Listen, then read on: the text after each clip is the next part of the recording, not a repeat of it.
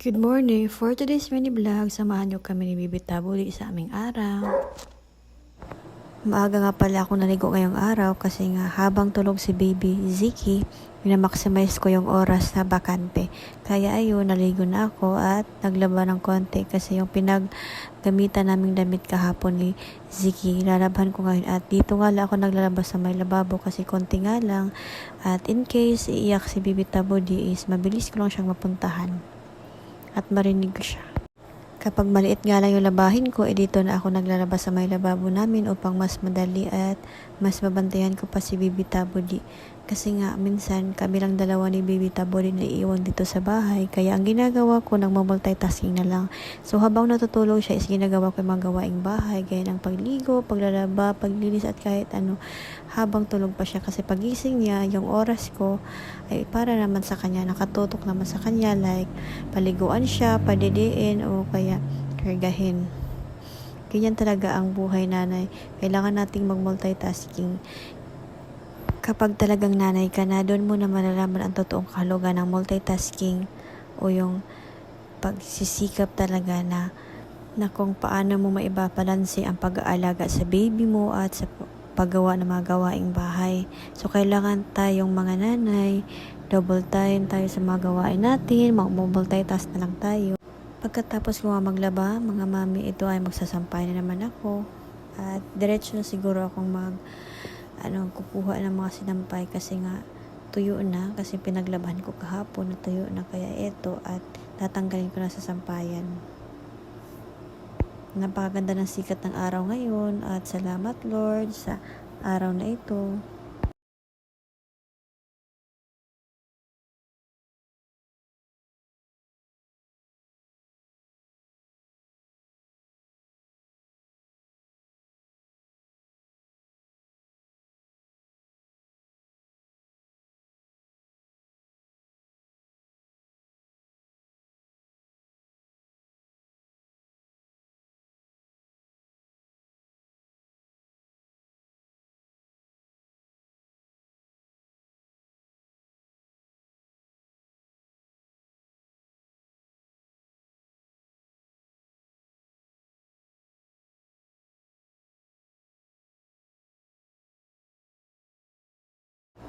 Matapos matanggal ang mga sinampay ito at magtutupi na naman ang mama nyo.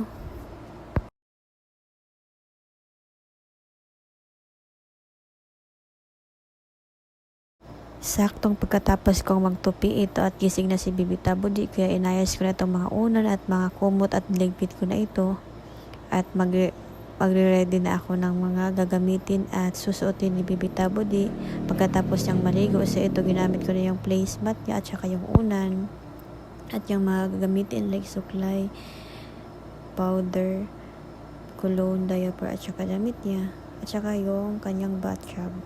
At ito at magsisimula na ako maligo kay Baby Tabuli.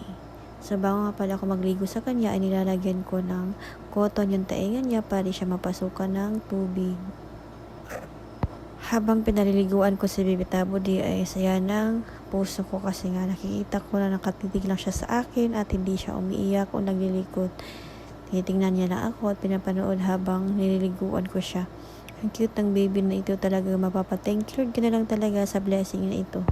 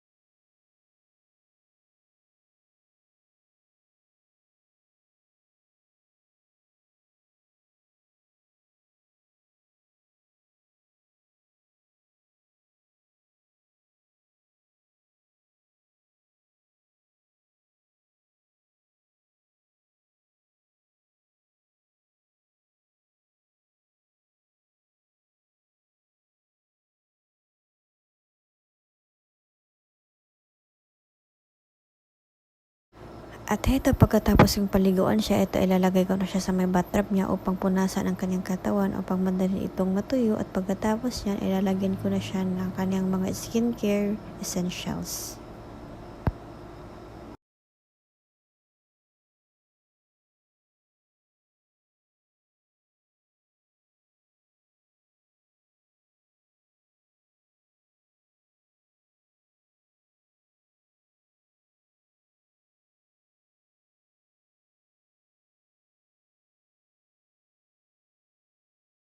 Sa part na ito, tawang-tawa ako kasi nakatitig siya sa may camera, kasi itong batang ito kapag may nakikita siyang camera, nakatitig sa kanya ito at nakatingin lang siya.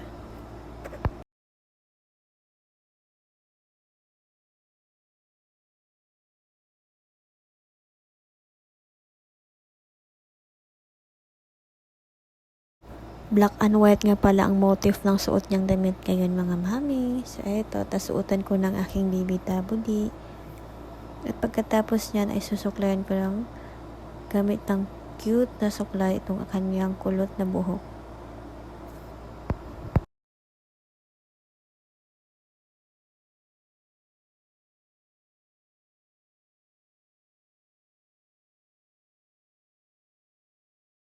Eto, pagkatapos na mag-skincare at pinainom ko naman siya ng kanyang vitamins para healthy and strong ang aming baby tabuni. Heto, at lilinisan ko rin ang tainga niya. Ang cute ng baby talaga na ito. At pagkatapos ay pinadede ko na rin siya para mabusog. And after that, matutulog na rin po siya. So, yun lang. Maraming salamat sa panonood. Until next video. Bye!